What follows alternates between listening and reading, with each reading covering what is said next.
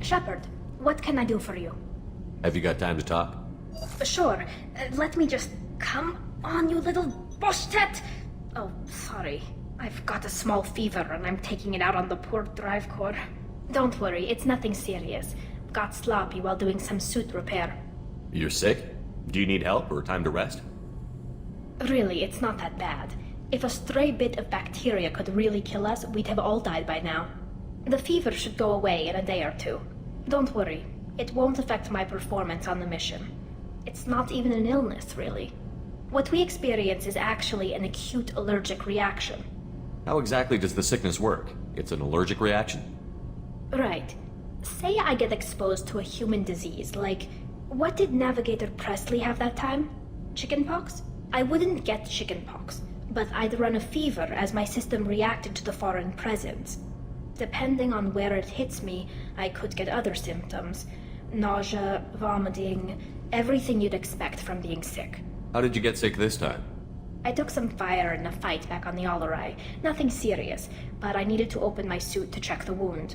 I disinfected properly, but one of the section seals had taken some damage, and foreign matter got out of the disinfected zone.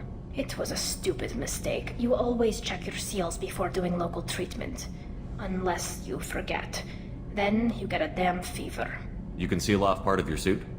Right. Like dropping emergency doors on a ship during a hull breach. It won't stop an infection that gets into my bloodstream, but it prevents a surface infection from spreading.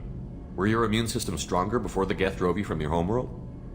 Not as strong as those of most races, definitely. I'm not a biologist, but there's a theory about it.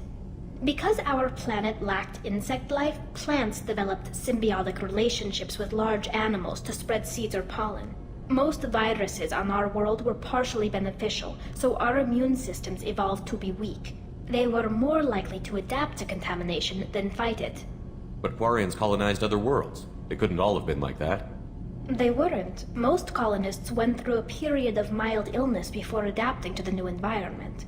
When the Geth took the homeworld in our colonies, the sterile environment on the flotilla ruined our immune system's adaptability.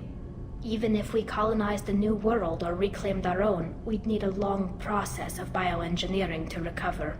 I don't know if I could live inside a suit my whole life.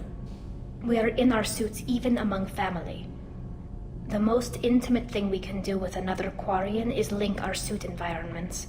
We get sick at first and then we adapt. It's our most important gesture of trust, of acceptance. I haven't trusted anyone enough for that, though, except... well, no Quarians. You know what I mean. Wait, I can't tell under the helmet. Are you blushing? What? No, it's the fever. It's just that the tradition also signifies a willingness for, intimacy. I wasn't trying to...